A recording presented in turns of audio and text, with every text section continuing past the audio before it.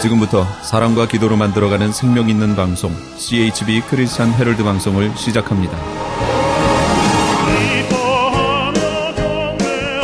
매일 새벽 4시, 매일 밤 11시 하루의 시작과 마무리를 함께하는 CHB 크리스찬 헤럴드 방송은 크리스찬 헤럴드 신문과 가장 인기 있는 기독교 정보를 담고 있는 www.christianherald.com과 함께 오늘도 성실하게 여러분 곁에 함께할 것입니다.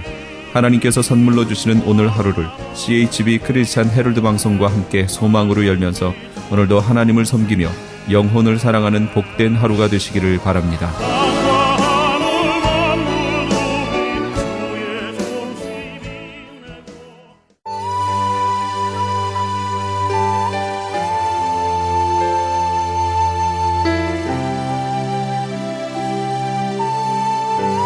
이 새벽을 주님과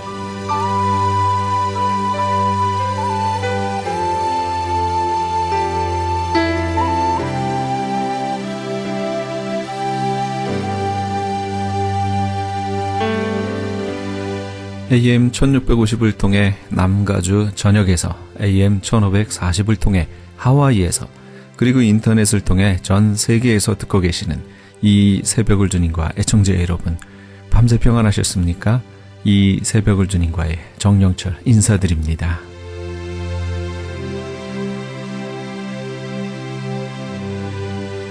매주 목요일 이 시간에는 프레이즈교회 정대철 목사님의 말씀 먼저 보내드립니다.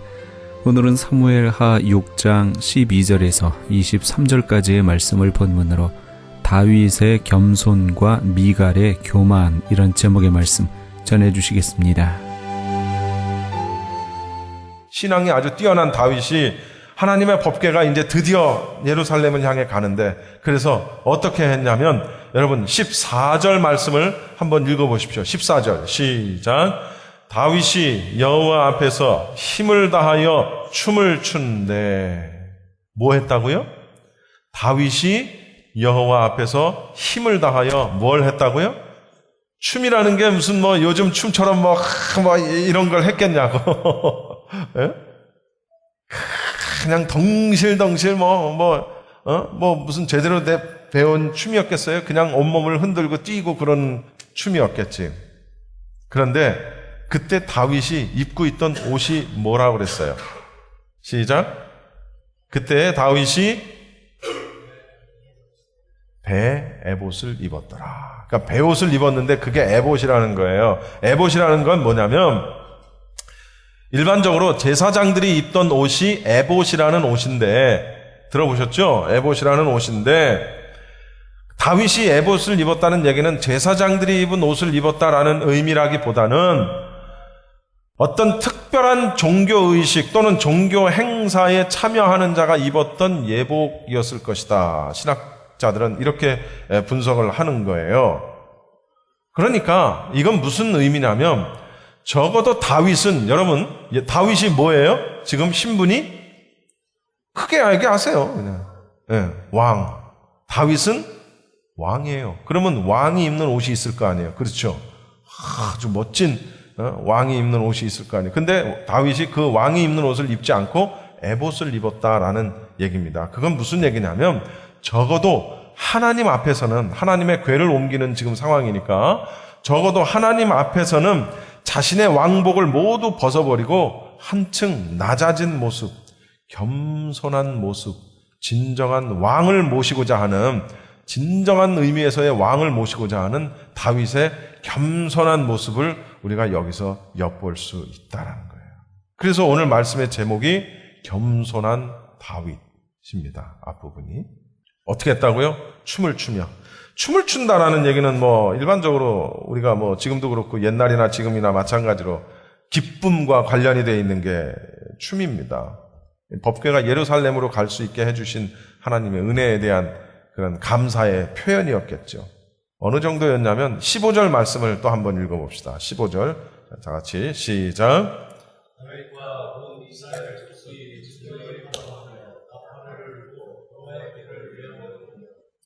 다윗과 온 이스라엘 족속이 어떻게 했다고요?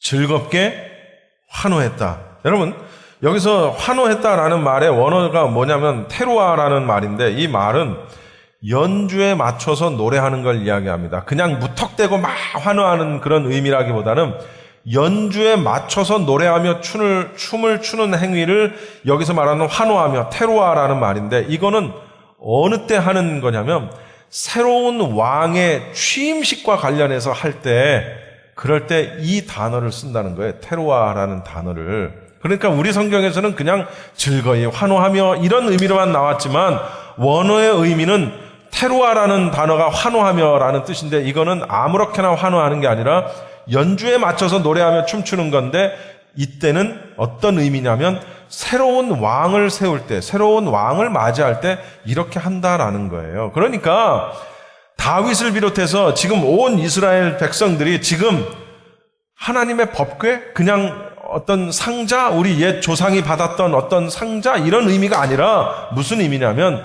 하나님, 진정한 자신들의 왕이신 하나님을 모시는 기쁨을 표현하고 있는 거예요. 테루아가 새 왕을 맞이할 때 하는 음악이라고 제가 말씀드렸죠. 그러니까 하나님을, 지금 법궤를 진정한 하나님을 모시는 그런 기쁨으로 표현을 하고 있다라는 겁니다. 그런데 이 과정에서 특히 왕인 다윗이 춤을 추면서 막 오는 그 장면에서 한 여성이 창문을 열고 그 광경을 바라보게 되는 거예요. 그게 16절입니다. 한번 여러분 같이 읽어봅시다. 시작.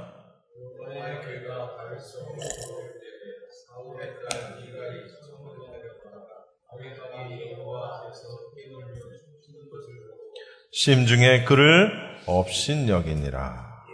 여러분, 여호와의 궤가 다윗성으로 들어올 때 사울의 딸 미갈이 누굽니까? 사울의 딸인데 지금 미갈이 어떤 신분이에요? 그렇죠. 그걸 뭐라 그래요? 왕비. 네, 왕비. 근데 성경에서는 이 미갈을 다윗의 무슨 왕비 미갈이 이렇게 표현하지 않고 뭐라고 표현했어요? 사울의 딸 미갈이라고 표현했어요. 이미 사울이 죽은 지가 언젠데, 벌써 사울이 죽은 지가 언젠데 지금 여기서 사울의 딸 미갈이라고 표현을 한다는 거죠. 이게 무슨 얘기냐면 미갈이 다윗을 업신여기게 될 건데 그 업신여기게 된 배경을 지금 암시하고 있는 표현이에요. 이 표현이. 다윗의 왕비가라고 하지 않고 사울의 딸 미갈이라고 표현한 내용이 이런 말이라는 얘기입니다. 이게 무슨 얘기냐면 미갈의 아버지였던 사울 왕도 아버지 사울 왕의 영향을 받아서, 미갈도 사울 왕의 영향을 받아서 법궤를 함부로 다뤘다는 거예요. 법궤가 가진 진정한 의미를 모른다는 얘기예요. 이게 무슨 얘기냐면 사울 왕의 딸이었잖아요, 미갈이. 그러니까 사울 왕, 아버지인 사울이 어떻게 했다라는 사실에 대해서 미갈이 그걸 다 보고 자란 거예요. 여러분, 여기 부모님들 계시죠? 부모님들의 영향이라는 게 이렇게 중요한 겁니다. 부모의 신앙이라는 게, 우리가 굳이 신앙을 따지지 않더라도 그냥 일반적으로 우리가 세상적인 관점에서 보더라도 부모의 역할이 굉장히 중요하다라는 거예요. 왜 그런지 아십니까? 자녀들은 부모의 뒷모습을 보고 자라기 때문에 그렇다라는 거죠. 더더군다나 신앙생활은 더더군다나 부모가 어떻게 예배하는지, 부모가 어떻게 헌신하는지, 부모가 어떻게 봉사하는지, 부모가 어떻게 헌금 생활을 하는지, 이런 것들을 다 뒤에서 보고 그대로 따라한다는 얘기입니다. 그래서 부모의 신앙이 굉장히 중요하다는 거예요. 부모의 뒷모습을 보고 자란다. 미갈도 하나님에 대해서 모르는 바가 아닐 텐데 사울의 아버지인 사울의 영향을 받았기 때문에 그 하나님의 법궤가 주는 의미를 알았음에도 불구하고 그렇게 안 되는 거예요. 그게. 그래서 사울의 딸 미갈이라고 한 겁니다. 다윗은 신앙의 열정, 신앙적 열정 이런 걸 가지고 하나님의 궤 앞에서 춤을 추고 기뻐하는데 백성들과 함께 막 겸손한 자세를 취하면서 춤을 추고 기뻐하는데 미갈은 그러한 다윗을 어떻게 했다고요? 따라합시다. 업신여겼다. 미갈은 다윗이 왕의 체면과 품위를 손상시킨 것으로, 훼손시킨 것으로 간주하고 그를 업신여긴 거예요. 그러니까 하나님보다도 일개 왕을 더 높이 여겼던, 즉 다윗을 더 높이 여겼던, 왕을 더 높이 여겼던 미갈의 눈으로 볼 때 다윗이 일반적으로 축제 때 앞에서 춤을 추고 하는 일은 여인들이 담당하는 일인데, 그 여인들이 담당했던 춤을 백성들이 보는 앞에서 왕복 대신에 그것도 베옷을 입고 배에옷을 입고 있었다라는 것은 말할 수 없는 수치로 여겼다라는 사실입니다. 그래서 미갈이 비난을 하는 거예요. 다윗이 여호와의 궤를 다 옮긴 다음에 하나님 앞에 제사를 드렸어요. 그리고 난 다음에 함께 한 그 백성들을 향해 복을 내립니다. 축복을 내립니다. 그리고 자기 집에 들어가서 자기 가족들에게도 축복을 하기 위해서 들어갔어요. 그랬는데 자기 가족들도 축복하기 위해 들어간 그때 왕비인 미갈이 결국은 다윗 왕을 책망을 하는 겁니다. 뭐라고 책망하냐면 20절 말씀을 여러분 한번 보십시오. 읽어봅시다. 시작. 다윗이 자기의 가족에게 축복하러 들어오매 사울의 딸 미갈이 나와서 다윗을 맞으며 이르되 이스라엘 왕이 오늘 어떻게 영화로우신지 방탕한 자가 염치 없이 자기의 몸을 드러내는 것처럼 오늘 그의 신복의 계집종의 눈앞에서 몸을 드러내셨도다 하니. 이게 누가 한 얘기입니까? 미갈이 한 얘기입니다. 누구에게? 다윗 왕에게. 여기 뭐라고 되어 있냐면 이스라엘 왕이 오늘 춤추던 오늘 어떻게 영화로우신지. 여러분, 이게 무슨 얘기냐면 다윗 왕을 비난하면서 비꼬고 있는 장면이에요. 우리식으로 말하면 뭐예요?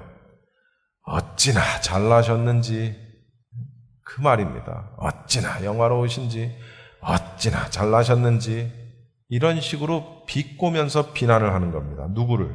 왕을.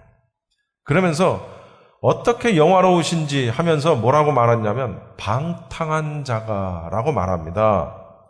여러분, 성경에 나오는 여기에 나오는 방탕한 자라는 히브리어의 의미는 레크라는 말인데, 이 레크라는 말과 똑같은 말로 신약 성경에 쓰인 말이 있습니다. 그것은 뭐냐면 라가라는 말입니다. 여러분 다 아실 거예요. 라가.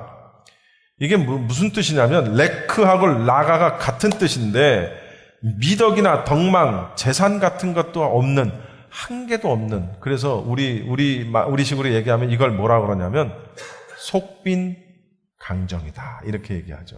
강정, 겉에서 보기에는 이렇지만 속에 있어요, 없어요? 없잖아요. 그래서 우리는 알맹이는 없고 겉으로만 번지르르 한 걸 뭐라 그래요? 속빈 강정이라고 얘기하잖아요. 이 방탕한 자가 가지고 있는 뜻이 뭐냐면 이를테면 우리말로 하면 속빈 강정이다라는 이런 의미라는 거죠.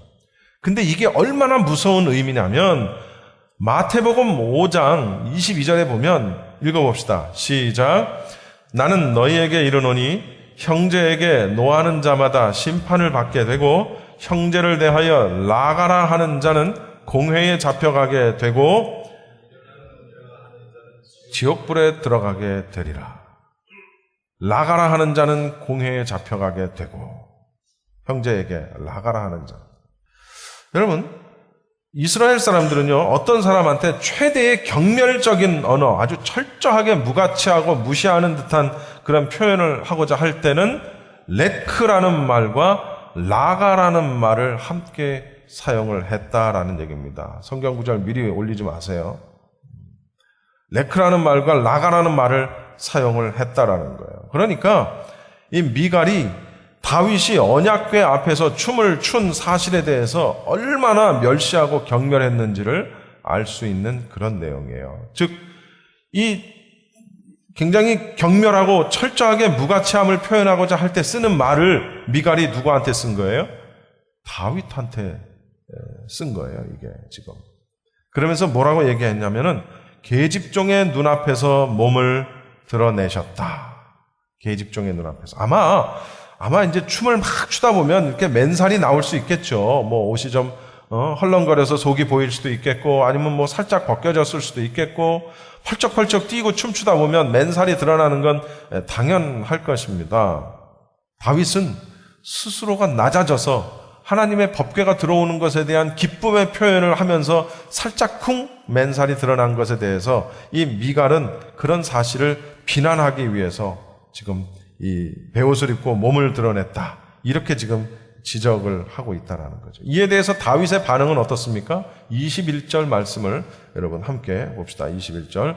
다윗이 미갈에게 이르되 이는 여호와 앞에서 한 것이니라. 누구 앞에서요? 여호와 앞에서 한 것이니라. 그가 내 아버지와 그의 온 집을 버리시고 나를 택하사 나를 여호와의 백성 이스라엘의 주권자로 삼으셨으니 내가 여호와 앞에서 뭐 했다? 크게 뭐 했다? 뛰놀리라. 여호와 앞에서 한 것이라. 지금 미갈은 백성들 앞에서, 신하들 앞에서, 계집종들이나 하는 것 앞에서 몸을 드러내면서 춤을 췄다. 라가다, 레크다 라고 말하면서 경멸을 하는데 다윗은 뭐라 그랬다고요? 이건 지금 내가 여호와 앞에서 한 거야 라고 지금 반응을 보이고 있는 거예요. 다윗은 미갈의 비난과 같이 정말 비천하고 미련한 것처럼 행동한 것이 아니라 하나님의 백성으로서, 자기도 왕이기 이전에 하나님의 백성으로서 이스라엘의 진정한 주권자 앞에서 이제 진짜 왕을 모시는 그런 겸손한 예를 갖추었다라고 지금 이야기를 하는 겁니다. 이런 건데 미갈이 그에 대해서 비난을 한 거예요. 비난을. 그러면서 다윗은 미갈에게 또 이렇게 말합니다. 22절 말씀을 한번 읽어봅시다. 시작. 내가 말한 바 무슨 얘기냐면 중심을 아시는 하나님께서 나 자신을 높일 것이라는 확신에 찬 대답입니다. 계집종이나 하는 것들, 계집종 앞에서 그렇게 한다라고 비난을 했지만, 그러나 중심을 아시는 하나님께서 네가 보기에는 천하게 볼지라도 네가 말한 그 계집종도 나를 높일 것이다 라고 지금 다윗이 얘기하는 거예요. 그래서 마태복음 23장 12절에 보면 이런 말씀이 있습니다. 같이 함께 읽읍시다. 누구든지 자기를 높이는 자는 낮아지고 누구든지 자기를 낮추는 자는 어떻게 되리라? 높아지리라. 이게 기독교의 성경의 역설이라고 이야기하는 겁니다. 역설. 자기를 높이는 자는 낮아지고 자기를 낮추는 자는 높아지리라. 또 있죠. 내가 죽고자 하면 살고 살고자 하면 죽으리라. 이걸 역설이라고 이야기하는 겁니다. 기독교의 역설. 낮아지고자 하는 자는 높아지고 스스로 높아지고자 하는 자는 낮아지리라. 그래서 잔치집에 가면은 상석에 앉지 말라는 거예요. 성경 말씀은. 상석에 앉았다가 자기가 거기 앉을 자리가 아니면 쫓겨 내려와야 돼. 얼마나 민망해.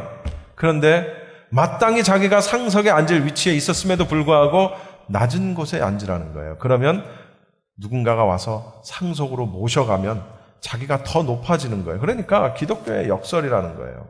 역설. 그래서 오늘 말씀을 정리를 하면 이렇습니다. 우리가 여기서 얻을 수 있는 게 뭐냐면, 첫 번째, 따라합시다. 하나님께 대한 믿음의 표현은 천박한 것이 아니다. 천박한 것이 아니다. 믿음이 있다 하는 사람들이 하나님 앞에 예배할 때는 솔직한 자신의 감정을 표현하는 게 굉장히 중요합니다.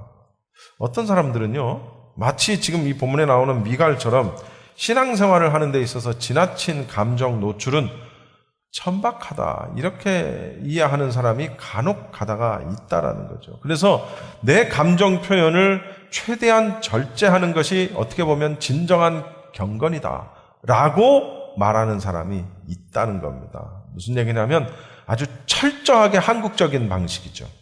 그렇죠? 철저하게 유교적인 사상 밑에서 자라온 체면을 중시하는 나라 한국. 여러분, 미국 교회 가면은요, 특히 흑인 교회 가면은요, 이렇게 안 해요. 설교하다가 막 마음에 감동이 일어나면 그 자리에서 일어나요. 설교 도중에. 그 자리에서 일어나가지고 막 이래요. 난 그런 게 좋더라고. 어떤 사람은 아멘 하는 것도 싫어하는 목사님도 있더라고요. 아멘 하지 말래요.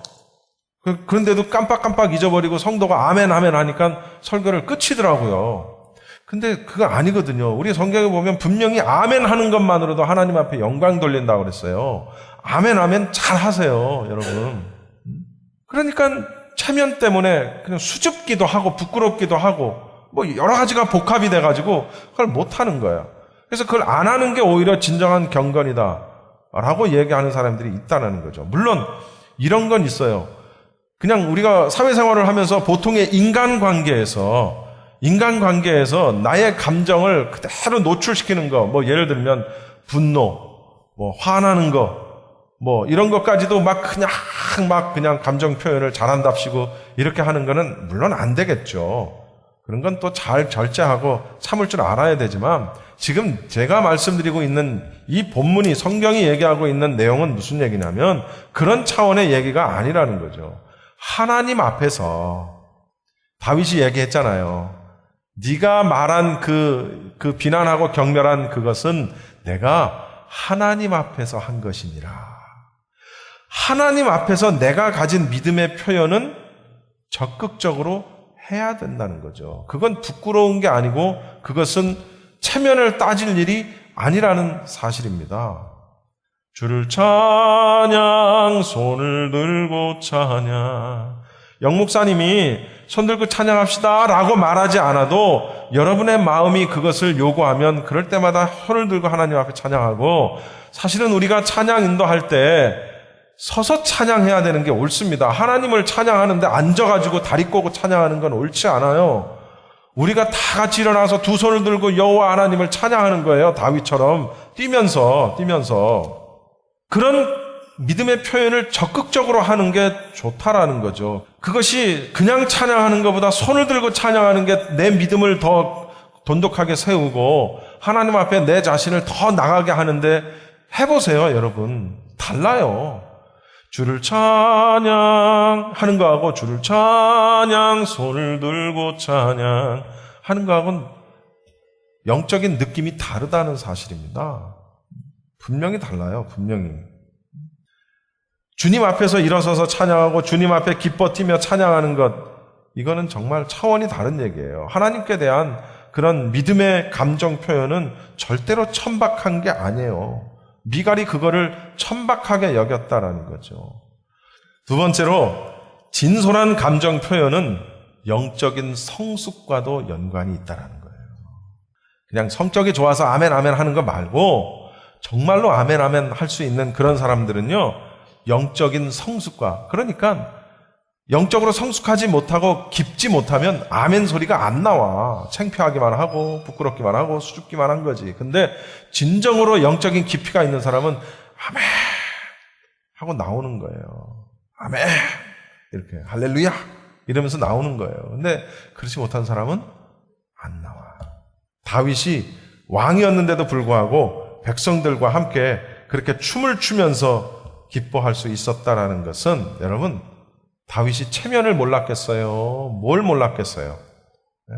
근데도 불구하고 그렇게 할 수 있었던 것은 그만큼 하나님에 대한 사랑, 하나님에 대한 공경, 하나님에 대한 믿음, 영적으로 굉장히 성숙한 사람이었고, 하나님 앞에서 그렇게 해도 전혀 어색하지 않을 만큼 하나님과의 친밀한 관계가 있었다라는 것을 보여준다라는 거죠.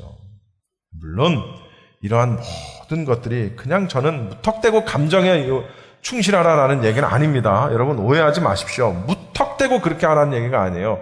그 전에 영적인 성숙이 있어야 되는데, 그 영적인 성숙은 어디에서부터 시작되느냐? 그 열정과 그 열심은 아멘 할 수 있는 그 모든 것은 어디에서부터 시작하느냐? 말씀에서부터 시작한다는 겁니다. 그럼 무슨 얘기냐면, 엠마오 마을로 가는 두 제자, 찬양 아시죠? 예수님이 돌아가시고 난 다음에 제자들이 흩어지면서 엠마오 마을로 가던 두 제자가 있었는데, 예수님이 그 제자들 앞에 나타나셔서 말씀을 풀어주십니다. 물론 그때 풀어주신 말씀은 구약 성경이었겠죠. 말씀을 풀어주셨는데 그게 예수님인 걸 눈치를 못 채. 근데 웬일인지 그분이 말씀을 풀어주실 때 엠마오 가는 두 제자의 마음이 어땠다고요? 뜨거워지는 것을 느끼게 되는 거예요. 그러면서 그들이 어떻게 했어요? 가던 방향을 바꿔서 다시 예루살렘으로 돌아가게 되는 거예요. 가던 길을 멈추고 되돌아서서 다시 예루살렘, 다른 제자들이 함께 있었던 예루살렘으로 돌아가게 되는 거예요. 여러분, 이거예요, 이거. 말씀을 통해서 마음이 뜨거워지고 내 삶의 방향이 바뀌고 어떠한 것이든 아멘. 하나님의 말씀, 예수님의 말씀이면 아멘 하고 받아칠 수 있는 그런 자세, 그런 것들이, 그런 출발이 어디서부터 시작되느냐? 전부 말씀으로부터 시작된다라는 사실입니다. 결국 미갈은 어떻게 됐습니까? 미갈은 다윗을 비난함으로 말미암아 그가 얻은 결론이 뭐였어요? 맨 끝절입니다. 맨 끝절. 읽어봅시다. 시작. 그러므로 사울의 딸 미갈이 죽는 날까지 그에게 자식이 없으니라. 여러분, 다윗을 비롯해서 많은 백성들이 하나님의 법궤가 예루살렘으로 오는 그 길에서 춤을 추고 기뻐하고 환호했는데 그 장면을 미갈은 어디서 봤습니까? 창틀에 서서 봤어요. 그 장면을. 어떻게 했었어야 돼, 미갈이? 나갔어야지. 자기도 나갔어야지. 자기 남편이자 왕인 다윗 왕도 춤을 추고 있는데 하면서 그냥 신발이 벗겨질 정도로 나가서 어떻게 했어야 돼요? 같이 했어야지. 같이. 그렇지 않습니까? 그런데 창틀에 이렇게 서서 보고 어휴 이렇게 했던 거예요. 그리고 그걸 혼자만 그렇게 한 게 아니라 그 다윗 앞에서 비난하는 말을 쏟아낼 거예요. 레크, 방탕자, 라가 이런 말. 그랬더니 사울에게 주어진 벌은 죽는 날까지 그에게 자식이 없었다. 여러분, 지금은 여자가 자식을 못 낳는 게 그렇게 큰 흠은 아닙니다. 이제 시대가 바뀌어서 그렇게 큰 흠이 아니에요. 뭐 자식을 못 낳는다고 그래서 뭐 소박, 아니 뭐죠? 이 소박이라고 그래요? 뭐 이렇게 그런 사람이 뭐 혹 어딘가에 있을런지 모르지만 요즘은 그런 시대는 아니에요. 그런데 이 시대는 달라요. 여자가 아이를 못 낳으면 여자로서 가장 큰 수치였어요. 그것은 가장 큰 수치. 다윗을 수치스럽게 여겼던 미갈은 여자로서 가장 수치스러운 일을 당하고 만 거예요. 다윗이 당해야 될 게 수치가 아니었거든. 근데 그걸 수치로 여기고 비난했던 미갈에게 주어진 것은 그래? 여자로서 최고의 수치를 네가 한번 당해봐 하고 하나님이 그에게 죽는 날까지 자식을 주지 않았다 라고 성경은 이야기하고 있는 겁니다. 결론입니다.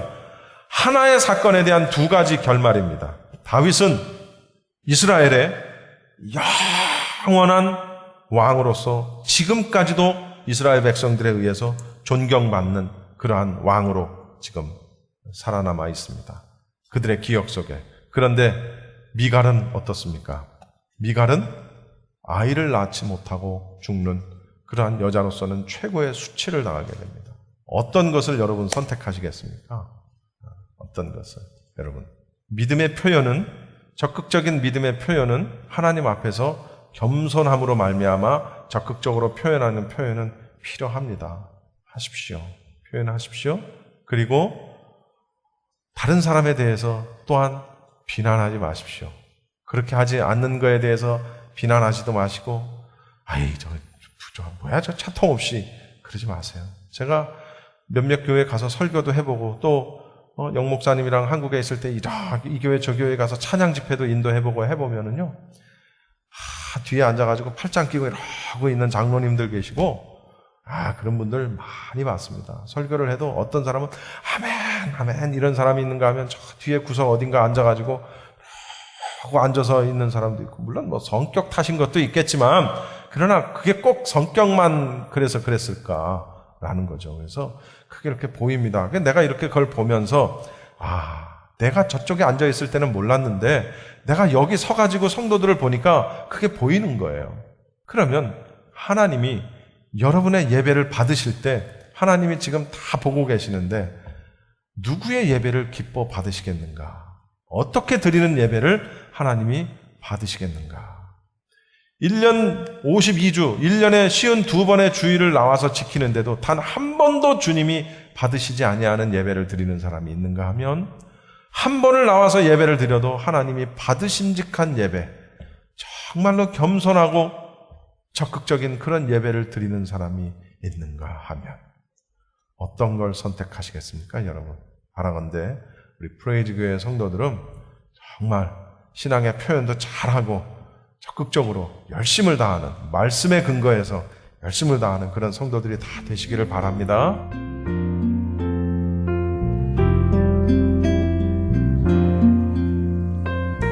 지금까지 프레이즈 교회의 정대철 목사님께서 다윗의 겸손과 미갈의 교만이란 제목의 말씀 전해주셨습니다. 프레이즈 교회는 한인타운 인근 피코와 캔모어가 만나는 곳에 위치하고 있습니다. 신앙상담이나 교회에 대해서 좀 더 자세히 알기 원하시는 분은 전화 2213-700-9833 2213-700-9833 프레이즈 교회로 연락 주시기 바랍니다.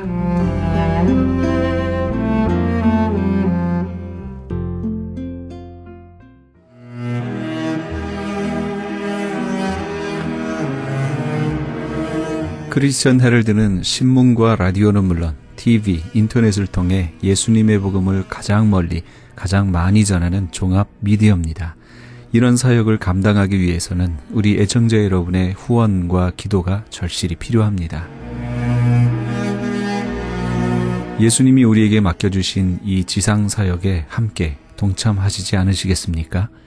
내가 너희에게 분부한 모든 것을 가르쳐 지키게 하라 말씀하신 우리 예수님의 지상 명령에 함께 동참하시기 원하시는 분은 전화 213-353-0777 213지역 353-0777번으로 전화 주시면 자세히 안내해 드리겠습니다.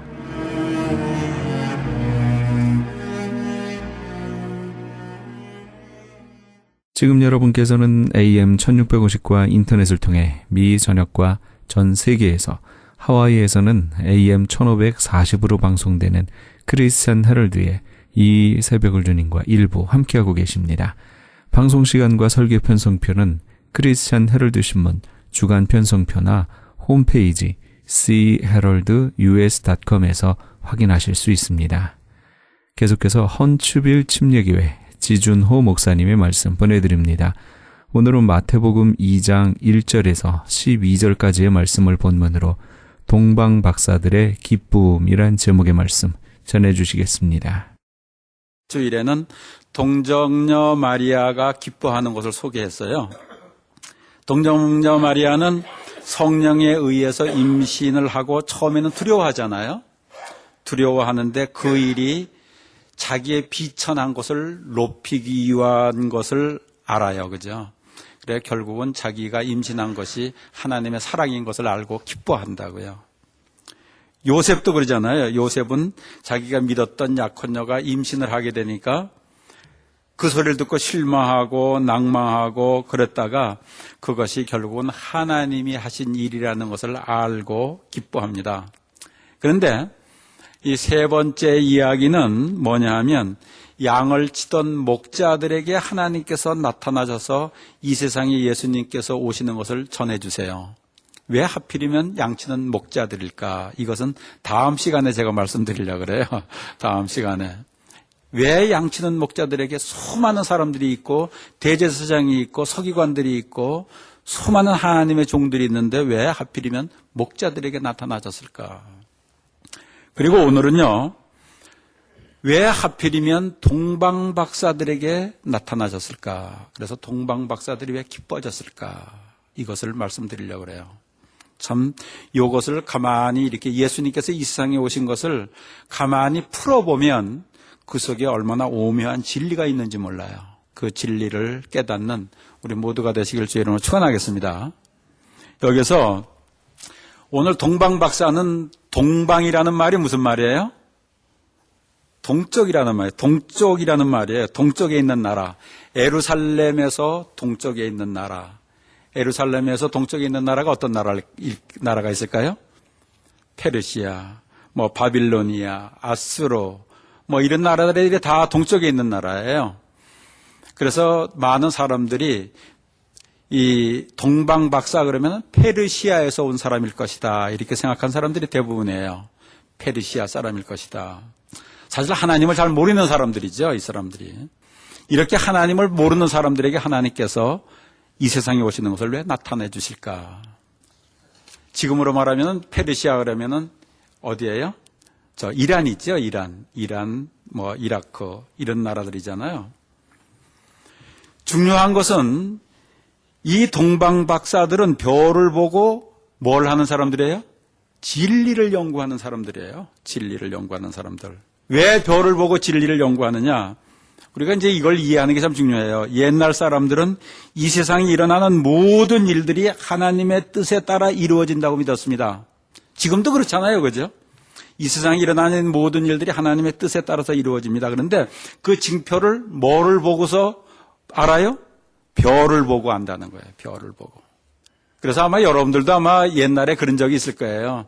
별을 보고서 뭐 날씨가 그러니까 앞으로 무슨 일이 일어나겠다, 무슨 일이 일어나겠다. 저도 어릴 때 그런 적이 있었어요. 우리 할머니가 하늘을 이렇게 비추고 뭐 거울에다가 비추고서 온 금년에는 흉년이 들겠다, 풍년이 들겠다, 뭐 이런 사람들이 있었단 말이죠. 옛날에도 이랬었어요. 그래서 별을 보고서 앞으로 어떤 일이 일어나겠다. 앞으로 새롭게 왕이 세워질 때 별의 움직임이 달라지고 재앙이 일어나면 별의 움직임이 달라지고 그래서 하늘의 별의 징조를 보고서 앞으로 어떤 일이 일어나겠다를 준비하는 사람들, 이 사람들이 바로 동방박사들이에요. 특히 또 이 세상에는요, 이해할 수 없는 일들이 무척 많잖아요. 그죠? 우리 살아가면서 도대체 이해되지 않는 일들이 많잖아요. 또 세상에는 거짓도 많고요. 간사함도 많고요. 그래서 사람들의 말을 믿고 살다가 보면 낭패당할 때도 많고요. 그렇잖아요? 그리고 또 자기의 생각만을 의지하고 열심히 자기를 위해서 살다 보면 자기를 위하여 복된 일이라고 생각했는데 그것이 거꾸로 나를 망하게 하는 일들도 많이 있잖아요. 그렇잖아요? 그래요, 안 그래요? 이 세상의 모든 사람들이 다 자기를 좋게 복되게 하려고 열심히 살아가요. 그런데 복되게 하려고 살아갔는데 결과는 반대가 되는 경우들도 많아요. 왜? 진리를 몰라서 그렇다는 거예요. 여러분들 그래 신앙인들이 되는 것은요, 착하기만 해서는 안 됩니다. 무조건 성실하게 열심히 일만 해서도 되는 거 아니에요. 뭘 알아야 됩니까? 진리를 알아야 된다는 거예요. 어떤 분이 이야기를 하더라고요. 자기는 이민 와가지고 자식을 위해서 죽기 살기로 일을 했다는 거예요. 먹고 싶은 것도 먹지 않고 입고 싶은 것도 입지 않고 일했다는 거예요. 그렇게 자식을 키워놓았는데 나중에 자식이 커가지고서 자기 마음을 하나도 모르더라는 거예요. 그리고 자기만 알더라는 거예요. 그리고 결혼한 다음에 아들 집에 좀 가려고 그러니까 아들이 자기 오는 것도 싫어하더라는 거예요. 어떻게 사는 것이 바로 사는 것인지 복되게 사는 것인지 잘 모르겠더라는 거예요. 사람들이 살면서 너무 모르는 게 많아요. 그래서 하나님의 인도를 어떻게 받을까 연구하고 하나님이 이 세상을 다스리는 방법이 무엇일까? 진리가 무엇일까? 어떻게 살아야 지혜롭게 사는 것일까? 이것을 연구하는 사람들이 누구예요? 동방 박사들이란 거예요. 그래서 진리에서 나오는 지혜를 깊이 생각하지 않고 이 세상 살아가는 사람들이 얼마나 많은지 몰라요. 그죠? 또 우리들이 살아가면서 진리만 이해해야 되는 것이 아니고 인간을 이해하고 또 사람을 나이에 따라서 이해하고 그들의 처한 환경을 이해하고 그리고 그들에 따른 지식을 가지고 자녀들을 상황에 따라서 필요한 조치를 취하며 양육해야 되는데요. 그냥 자기 생각만 가지고 열심히 돈만 벌어서 대주고 그러면 될 거라고 생각하고 살아가는 사람들이 많잖아요. 자기 방식대로 열심히 자식을 사랑하며 일하면 오히려 자식들에게 오히려 상처 주는 일이 많이 생기고 그러는 사이에 자식의 인격 교육을 위한 훈련도 되지 않고 자기는 열심히 돈을 벌어다 주면 좋아할 줄 알았는데 자기가 돈을 벌고 사는 모습을 보고 자녀들은 엄마 아빠를 부끄러워하는 경우들도 많이 생기더라는 거예요. 우리 이민사회에서 많이 생겨요. 엄마 아빠가 사는 게 부끄러워하는 거예요. 그렇지만 자녀들은 이런 이야기를 하질 않아요, 부모들에게. 그러니 스스로 자립할 형편이 되니 엄마, 아빠를 만나고 싶어 하지 않더라는 거예요. 이러한 진실을 모르는 엄마, 아빠는 자식에게 배신감을 가지게 되고 사랑하는 자식들을 열심히 키워놨는데 아무 소용도 없더라. 이런 이야기를 하게 되는 경우들이 많더라는 거예요. 진리를 몰라서 그렇다는 거예요. 나에게 무슨 일이 일어나면 이 일이 왜 일어났는지 모르니까 당황해하고 오히려 무슨 일이 일어나면 사람들을 의심하고 그리고 자기가 상상해서 문제를 크게 만들어가지고 세상을 막 소문을 내기도 하잖아요. 그래서 하나님의 뜻을 알고 싶고 진리를 알고 싶고 인간에 대해 알고 싶고 그래서 이것을 위해서 연구하는 사람들이 바로 동방 박사들의 모습이라는 거예요. 이러던 어느 날 지금까지 보지 못했던 이상한 별이 나타나서 움직이기 시작하는 거예요. 새로운 왕이 나타나서 이 세상 사람들을 사랑하며 살기 좋은 나라로 만들겠구나 생각을 합니다. 그리고 동방 박사들은 별의 움직임을 따라 박사들도 움직이기 시작합니다. 그러다 보니까 어디까지 왔어요? 예루살렘까지 왔어요. 박사들은 당연히 예루살렘 성에 사는 모든 사람들은 진리의 왕이 오시는 것을 다 알 줄 알았어요. 그래서 만나는 사람들에게 얘기하잖아요. 유대인으로 오실 왕이 어디 계십니까? 이 소리를 들은 예루살렘 사람들이 소동을 벌이는 거예요. 지금 헤롯 대왕이 여기 있는데 새로운 왕이 오신다고 하니까 별의별 소문이 다 만들어져도 막 돌아다니는 거예요. 이 재미나는 현상이에요. 막 그랬을 거예요. 새로운 왕이, 헤롯 왕이 있는데 여기 또 왕이 새로 생긴다 그러니까 무슨 소문이 생길까요? 여기 구테타 일어났대. 그죠? 그리고 지금 헤롯 또 어떤 사람들이 이렇게 또 소문을 낼지도 몰라요. 헤롯 왕이 급살맞아 죽는데 헤롯 왕이 쫓겨나고 새로운 왕이 로마에 새로 온데 벌써 헤롯 왕은 도망갈 준비를 다 했대. 뭐 이러면서 막 소문을 내는 거예요. 이런 이야기를 들은 헤롯 왕은 긴장을 하는 거예요. 누가 구테타를 일으켰을까? 또 어떤 왕이 와가지고서 내 자리를 차지할까? 그래서 왕이 대제사장과 서기관들을 모으잖아요. 어떻게 된 일이냐? 어떻게 왕이 오느냐? 그러니까 대답을 합니다. 유대 땅 베들레헴에서 이스라엘의 목자가 태어난다고 성경에 기록되어 있습니다. 이렇게 얘기하잖아요. 이 소리를 들은 헤롯 왕이 동방 박사들을 다시 불렀어요. 별이 나타난 때가 언제입니까? 그리고 만약에 왕으로 태어나신 그분을 찾으면 나에게 꼭 말해주세요. 나도 그분에게 경배하겠습니다. 말은 그렇게 하는데 속으로는 무슨 생각합니까? 헤롯 왕이? 그때 태어난 어린아이들을 모두 죽여버려야지. 진리를 모르니까요. 의심하는 거예요. 애매한 사람을 죽일 계획을 하고요. 추측해서 자기 생각, 사람마다 생각을 모두 막 떠들고요. 그래서 예루살렘이 소동이 일어났다고 그럽니다. 헌치브레드 저도 한 16년, 17년 살면서 소동이 일어날 때가 많더라고요. 헛소문이 막 돌아다녀. 그래가지고 사람들 상처 주고 받는 일들이 얼마나 많은지 몰라요. 정확하게 알지도 못하고 막 떠들고 돌아다니잖아요. 몰라서 그런 거예요. 몰라서. 진리를 몰라서, 진실을 몰라서. 이렇게 어리석게 살아가는 사람들, 진리를 몰라서 쓸데없는 소문에 신경 쓰고 상처를 주고받는 사람들, 이러한 사람들에게 진리를 알게 하기 위하여 예수님께서 오시는 거예요.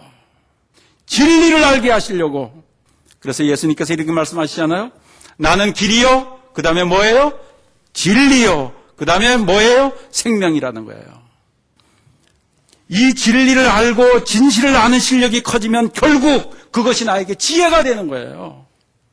많은 신앙인들이 이렇게 생각합니다. 예수 믿으면 하나님께서 무조건 다 은혜를 주시고 다 무조건 다 인도해 주시고 더 좋은 길로 인도하실 거라고 착각하고 있어요.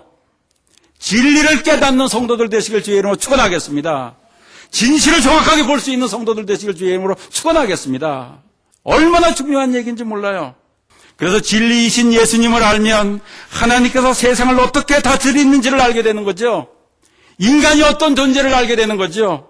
세상이 어떤 존재인 걸 알게 되는 것이죠. 그러면 하나를 보고 둘을 알고 셋을 알고 또 앞으로 어떤 일이 일어날 것까지도 알게 되는 거예요. 그래서 요한복음 8장에서 이런 얘기를 합니다. 너희가 참 내 제자가 되어서 내 말을 이해하고 따르면 진리를 알게 될 것이다. 그러면 진리가 너희를 자유케 하리라.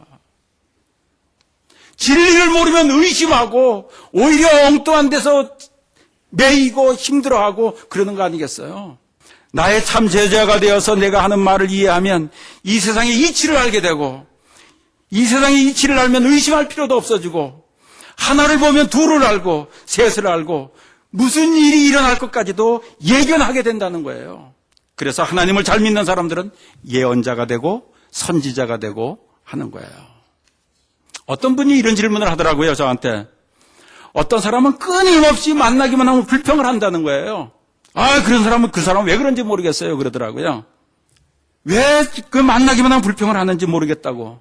그래서 제가 그런 얘기를 했어요. 불평하는 사람 틀림없이 두 가지 종류입니다.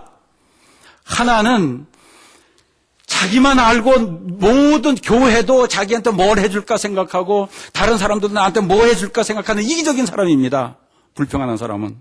공짜를 좋아하는 사람이에요, 틀림없이. 그렇지 않으면 자기가 다 안다고 생각하는 교만한 사람일 거예요. 그러니까 불평하는 거예요. 그렇지 않아요? 나한테 해주지 않으니까 불평하는 거예요. 그리고 자기가 다 아는데 자기 방식대로 안 하니까 불평하는 거예요. 이 둘 중에 하나예요. 이런 사람들은 어떤 현상들이 생기는지 아십니까? 이런 사람들은 열심히 불평하고 살아가다가 자기에게 친절해주는 사람을 만나면 그 사람에게 폭 빠져요. 자기를 칭찬 잘해주는 사람에서 폭 빠져요. 폭 빠진 다음에 보면 나중에 어느 정도 시간이 지나면 사기꾼한테 당했구나, 이런 소리를 잘하는 사람이 된다는 거예요. 진리예요. 이것이 이 세상의 이치예요. 하나를 보면 둘을 알고 앞으로 일어나게 될 것까지도 예측을 하게 되는 거예요. 저는 헌치빌집 내 여기 모든 성도들이 하나를 보면 둘을 알고 셋을 알고 세상 이치를 알고 앞으로 어떤 일이 일어날 것까지도 예견할 수 있는 지혜로운 성도들 되시길 주의 이름으로 축원하겠습니다. 이것이 진정한 신앙인들의 모습이에요. 이러한 사람들이 세상을 살아가면서 세상을 인도할 수 있는 힘 있는 성도들 되는 거 아니겠어요? 이렇게 진리를 사모하면서 별을 따라온 동방 박사들이 에루살렘에 왔는데, 에루살렘에 사는 사람들은 그들이 예수님이 오시는 것을 알지도 못하고 오히려 소동만 일어나게 하는 거예요. 헤롯 왕은 이때 태어난 아이들을 모두 다 죽이려고 하는 거예요. 하나님을 오히려 잘 믿는다고 하는 사람들이 오히려 이방인들보다 더 못한 이런 일들이 벌어지더라는 거예요. 동방 박사들은 이방에서 온 사람들이잖아요. 이렇게 진리를 사모하며 별의 인도를 받는 동방 박사들은 다시 별의 인도를 받기 시작하잖아요. 그리고 별을 따라가서 봅니다. 별을 따라가다 보니까 별이 딱 문득 섰어요. 그곳을 가보니까 마리아가 아기를 안고 있는 거예요. 그런데 자기들이 상상했던 것과 상황이 달라요. 왕으로 오시면 화려할 줄 알았는데 누추한 거예요. 초라한 거예요. 그런데 이 세상의 왕으로 오신 분이 초라하고 누추한데 그것을 보는 마음이 평안한 거예요. 얼굴 보니 사랑이 느껴지는 거예요. 이때 동방 박사들에게는 깨달아지는 진리가 있는 거예요. 진정한 왕은 겸손히 섬기는 모습으로 오시는구나. 진정한 왕은 하나님이 이 세상에서 가장 낮은 모습으로 오시도록 하시는구나 하는 것을 아는 거예요. 진정한 리더는 겸손해지고 낮아지는 것이구나. 진리를 깨닫는 거예요. 그리고 동방 박사들은 감사하는 거예요. 이때 동방 박사들은 또 그러면서 자기들이 열심히 진리를 찾아 구했는데 구하는 이에게 주시고 찾는 이에게 찾게 해주시고 두드리는 이에게 열어주시는 하나님을 또 경험하는 거 아니겠어요? 좋은 거예요. 그래서 이들이 예물 드리잖아요. 뭐를 드립니까? 어떤 예물? 황금과 유향과 모약이에요. 이 황금과 유향과 모약이 보면 세상의 모든 사람들이 좋아하는 것을 다 드리는 거예요. 황금이 돈이잖아요. 유향은 뭐예요? 아름다움이고 명예예요. 모략은 뭐예요? 건강이에요. 그 이외에 더 바라는 거 여러분 있으십니까? 건강하고 내 명예 있고 아름답고 돈 있고 그 모든 귀한 것을 하나님 앞에 드리는 거예요. 왜 이렇게 귀한 것을 드릴까? 자기들이 찾던 것을 찾았어요. 자기들이 몰랐던 것을 깨달았어요. 진리를 알았어요. 이렇게 진리이신 예수님을 만난 동방박사들이 보니까 같은 왕이지만 헤롯 왕과 비교가 되는 겁니다. 헤롯 왕은 화려한 거예요. 그런데 얼굴에는 평화가 없어요. 그리고 그 얼굴에는 진정한 사랑도 없어요. 그의 말이 진실이 아닌 것이 느껴지는 거예요. 이때 고민이 되는 것이 있었습니다. 헤롯을 만났을 때 새로 태어난 유대 왕을 만나면 자기들에게도 알려달라고 하던 헤롯 왕이 말이 생각이 나는 거예요. 그런데 유대 왕을 만나고 나서 이 사실을 헤롯 왕에게 알려주는 것이 옳지 않다는 생각이 드는 거예요. 왜? 헤롯이 진정으로 유대 왕에게 경배하려고 하는 것이 아니고 해야 할지도 모른다는 생각이 드는 거예요. 고민을 하였을 것입니다. 사람하고 한 약속인데, 그런데 약속을 지키려고 하니 유대인의 왕이 위험해질 것이라는 것이 생각이 드는 거예요. 어떻게 할까? 그래도 사람하고 한 약속인데 내가 이걸 지켜야지. 아니야, 이렇게 하면은 이 어린 아기가, 왕으로 오신 그 아기가 이거 위험해져. 어떻게 할까? 그래도 사람하고 약속했는데. 이렇게 고민을 하는데 하나님께서 꿈에 나타나셔서 음성을 들려주시는 거예요. 헤롯 왕을 만나지 말라. 여기서 동방박사들은 진리의 왕이신, 유대인의 왕이신 것이 확실한 것을 알게 되는 거였잖아요. 그리고 헤롯 왕과의 약속을 포기하고 그들은 자기 고향으로 돌아가잖아요. 지혜로워지는 거예요. 여러분, 신앙생활은요, 하나님의 진리를 구하고 깨달아가는 거예요. 예수님이 이 세상에 오신 것은 우리들에게 진리를 깨닫게 하기 위해서 오셨어요. 여러분들 신앙생활 하시면서 예수를 더 많이 알아가면서 진리를 깨닫고 세상의 이치를 깨닫고 인간을 알고 세상을 알고 그러면서 지혜롭게 하나를 알면 둘을 알고 셋을 알고 그러면서 예견할 수 있는 성도들 되시길 주의 이름으로 축원하겠습니다. 여러분들이 그렇게 살아가면 여러분들의 가정이 살고 자녀들이 살고 여러분들이 사는 직장이 살고 여러분들이 사는 마을이 살아가는 거예요. 이게 하나님께서 원하시는 거예요. 신앙생활은 진리를 깨닫는 것이 중요한 부분입니다. 진리를 더 많이 깨달아가면서 하나님께 영광 돌리고 여러분들을 복되게 만들어 나가시는 성도들 되시길 주의 이름으로 축원하겠습니다.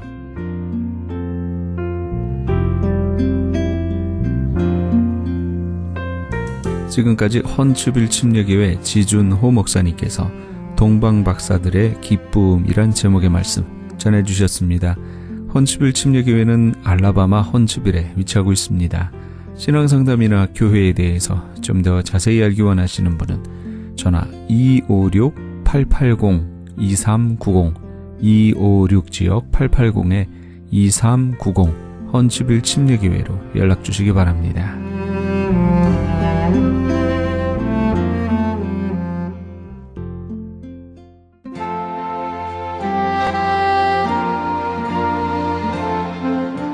안녕하세요. 완도에서 온 김정두 목사입니다.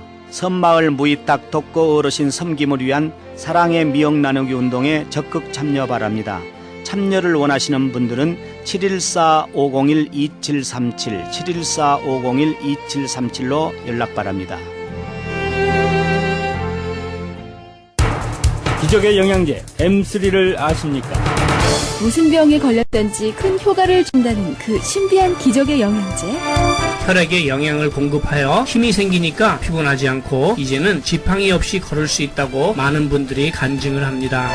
혈액 해독, 기력 회복, 뼈 골수 영양 공급, 심장, 뇌, 혈전 용해. 유태인 회사가 제조한 특수 영양제. M3. 혈액 순환을 잘 되게 하는 최고급 영양제. M3. 크던 작던 아픈 곳이 있다면 M3. 213-435-9600, 213-435-9600번입니다. 정직한 마음으로 권해드립니다.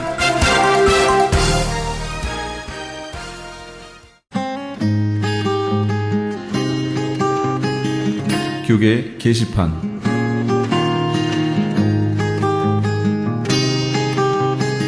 제1회 사랑의 의료 선교 봉사 및 제10차 멕시코 사랑의 담요 보내기 운동을 합니다. 사랑의 담요 보내기는 뉴호프 교도소 선교회에서, 사랑의 의료 선교 봉사는 미주 기독 의료 선교 협의회와 베델 한인교회 의료 선교팀에서 각각 주관합니다.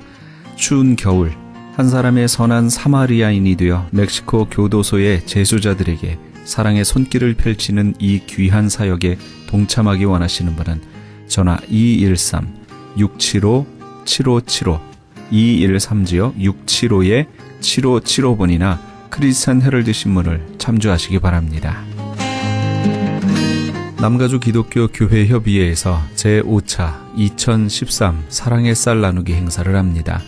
연말연시를 맞아 소외되고 외로운 이웃들에게 사랑의 마음으로 정성을 담은 쌀을 한 포씩 나누면서 그리스도의 사랑을 실천하고 주님의 사랑을 나누기 위해 실시하는 사랑의 쌀 나누기 행사는 교계단체는 물론 LA 한인회, LA 상공회의소, 민주평통 LA, 한국문화유산재단, LA 한인간호사협회, LA 한인영화인협회 등 각종 한인단체와 기관들 모두 36개의 단체가 참여합니다.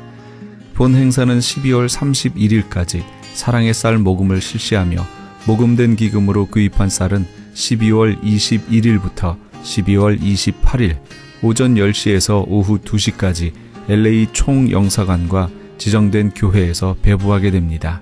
현재 후원금 접수는 남가주 교회협의회에서 하고 있으며 좀 더 자세한 문의는 전화 323-735-3000번, 323지역 735-3000번으로 문의하시기 바랍니다.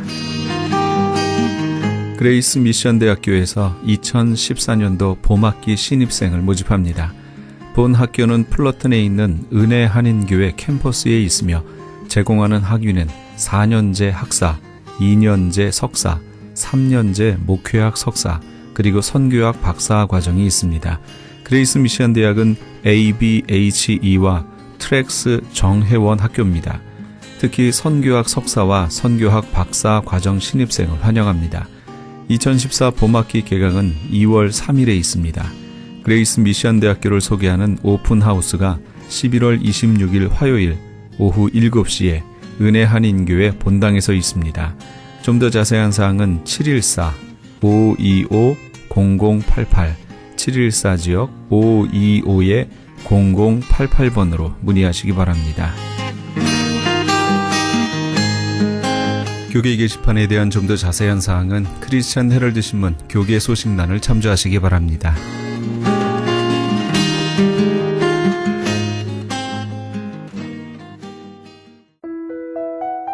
이 악이 누굴까 함께 하시면서 이 새벽을 주님과 1부 여기서 마칩니다. 잠시 15 후에 2부에서 돌아오겠습니다.